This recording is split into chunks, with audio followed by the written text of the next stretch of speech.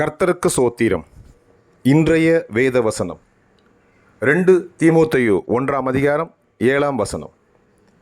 தேவன் நமக்கு பயமுள்ள ஆவியை கொடாமல் பலமும் அன்பும் தெளிந்த புத்தியுள்ள ஆவியையே கொடுத்திருக்கிறார். ஆமென். 2 தீமோத்தேயு 1ஆம் அதிகாரம் 7ஆம் வசனம். தேவன் நமக்கு பயமுள்ள ஆவியை கொடாமல் பலமும் அன்பும் தெளிந்த புத்தியுள்ள ஆவியையே கொடுத்திருக்கிறார். ஆமென். 2 தீமோத்தேயு 1:7. கர்த்தர் உங்களை ஆசீர்வதிப்பாராக, உங்களோடு கூட இருப்பாராக. ஆமென்.